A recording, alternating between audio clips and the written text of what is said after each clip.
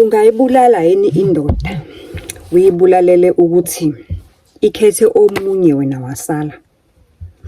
And mawusala saliswa izenzo zakho.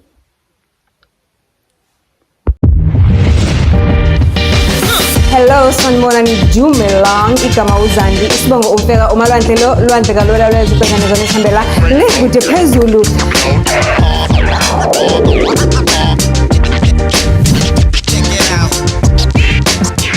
Do join. Uthi sisimalwandle nayi indaba. Ngiyafisa ukuthi le ndaba njoba ngikubhalela yona nje ihambe izifikelele kulo sisi uma ukuthi ngempela uyena owenza lento ehlangene nobaba omncane wakhe owayesanda kuphuma ejele. Inkosi zimbusise ngikubona konke kodwa nje okwengane yami eyayingenacala kuyona yonke lento eyenzeka. Sanibonani, indaba le ayidingi iculo, idinga umkhuleko kuphela. Akhohlwa ukuthi izindaba zala ekhaya ziyakhulisa, siyahleka ngelinye ilanga nje siyaxoxa nje indaba ke ezingezona ezangempela just for ukuthi nje siqaqe ingqondo. Kanti mawufisa ukuthi nawe ke sithatha indaba yakho sizoyifaka la uthola izeluleko kuma life graduates, ungenza kanjani? Sawubona life graduate. Igama lami nguZandi, moqala ukungibona isibongo amfeka umalwandle lo. In case you are not yet a subscriber, please do so by subscribing, please do so by following, please do so by sharing this content and commenting ngokwakhayo. Ngiyatholakala ku Facebook, mawufuna ukungi-DM Facebook Meaningful Conversations with Zandi Mfeka. Ngiyatholakala ku TikTok Conversations Zandi Mfeka, TikTok Conversations_Zandi Mfeka on Instagram. And yeah, usisi uthi ngihlangane nalo bhuti sihlangana emsebenzini. Lalela yabona nina enithi aqonge emsebenzini aqonge emsebenzini. Lalela yabona into mekwe yakho ungaqoma ngisho ukuthinda uthola indoda eqondile ushade. Ungaqoma ngisho abanye khonto kwakuthiwa ubhadu at some point kwakuyi love app. Leyo nto wakuhleze kuthiwa abantu bayadlala yona just like ekuthenda kodwa abantu bayathola umshado abanye babethola ama serious relationships lapha. So into makwe yakho. So uthi sisingihlangane nalo bhuti emsebenzini. Mina ke malwandle ngiyilezi ezisemkhakheni wabantu besilisa, male dominated environment engineering. Siyahlangana nalo bhuti enkampanini esisebenza kuyona enkulu ye-steel eSouth Africa. So uma sihlangana, mina I'm a junior ntontoni ngoba ngisasana kuphuma esikoleni. I've just got a job. Lo bhuti lo uma ngiqashwa mina ngireporta ngaphansi kwakhe as a mentor at this point. Is not somebody I report to as a supervisor, but he is a mentor. He's got a group of young junior engineers aqashweyo our mentorishayo on a particular project ekusetshenzwa kuyona. So obviously because ngithola umsebenzi la kule ndawo, so sekufanele ngithole indawo okuhlala la around kule ndawo. Lo bhuti owala kwi-area wasemakhaya akule ndawo, mina ngithole i-flat khona la kule ndawo ngoba ke I had to relocate ngoba phela ngithola umsebenzi. Uthi hayi ke abe nice lo bhuti and everything, and was very committed somebody. We are learning a lot from this guy, and usifundisa ngisho izinto ezi-deep ezijulile to a point ukuthi even ngisho abanye abamentorishwa abanye bayasho ukuthi eyichanina nenhlanhla nithola uzibani ngazi ukuthi unifundisa a lot of things.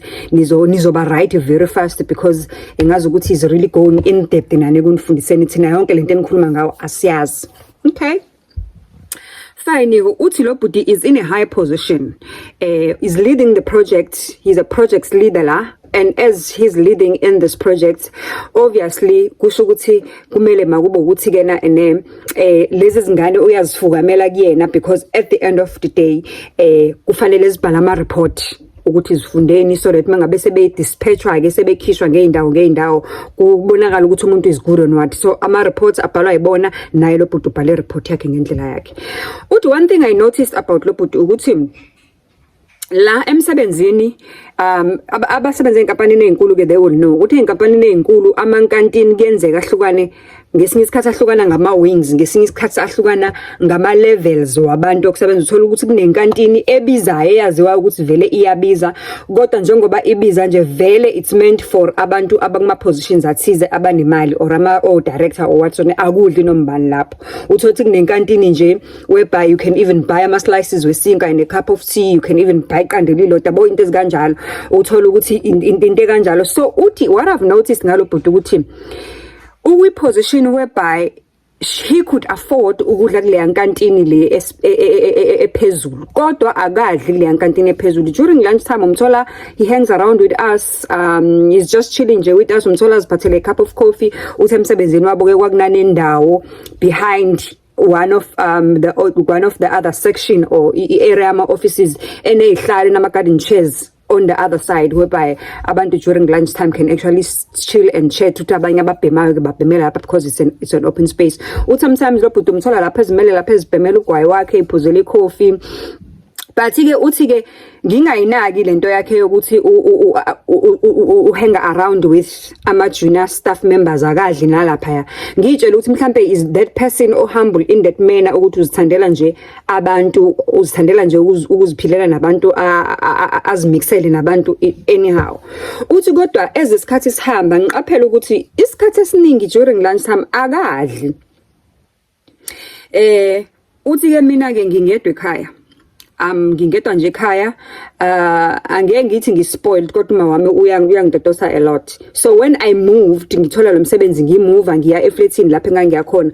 Uma nje wathi ucela ukuzohlala nami ufuna ukwenza sure ukuthi ngi right. So njengoba sisebenza ama shift, it's an engineering company, sisebenza ama shift, kuyenzeka vele ukuthi ukhathala, uthola ukuthi on a day off yakho you just want to sleep nje. So ma will come lo nyanga lehleli nami ngisanda kufika lapha, bepheka kakhulu, bepheka a lot of food. Athi akafuni ngilamba, pheke a lot of food, even nangesikhathi sezohamba wayephekile, wapheka ezinye izinto wafaka efreezeni kwenzela ukuthi ngikwazi ukuthi ngikhiphe nje ngiwome ngidle. So now lokudla uthola ukuthi kuningi kuyangixaka, and sometimes upheka abojeqe abaza abantu abadala, wesinye isikhathi ubhakile, ngiyabo kuningi. So ngivele ngikuphathe lokudla ngena ke emsebenzini, hayi shem bangimupha lo bhuti lokudla lo, ashona vumbuke Nkosi yami umuntu wabantu, ashona vumbuke ubone futhi ukuthi ngempela akadli ukuthi ngoba I'm offering, but udla ngoba ulambile. I even started a habit ukuthi ke njalo ke bengabe ngipheka i-lunch now I'm packing for two, because ngiyazi ukuthi le mento yami vele sizodla nayo, because ngizoyifica ihleli ngapha elokhunjeni kuma garden chairs lawa, sichilile sonke. So uthi khambe isikhathi ke kuze kufike ke isikhathi la bejwayelana to a point ukuthi lo bhuti azam offerish ukuthi mangabe goduka ntamba uthi ngihleze ngidla lunch yakho, so mangabe goduka uhlala kephi, asho ukuthi hayi ngihlala eTown, uthi hayi vele kusendleleni mina ngihlala emakhaya endaweni ukuthi, so it's en road, awungikhiphi endleleni ngihamba. So I will drop you off ntambama each and every time you go back home. When I just keep on bringing nice lunch, uthasho sakudlala nje. Uthi apha ngithile ukuze kufikelele isikhathi la be develop khona ama feelings ubhuti ashele and what not, uthi hayi ubhuti right mos, futhi akubonana ukuthi mhlawumbe umuntu omdala what not, nje ubhuti nje all right. So yabo okuma mid 30s wakhe, and nami I'm a young varsity student who just recently graduated, so it's not that bad. I'm in my early 20s, so it's not that bad. Msayi bagcine bejola ke ube mnandi, bajole. So asambeni ke sekupart 2 ukuze sizozwa ukuthi bajola kwase kuqhubeka kwenzakalana.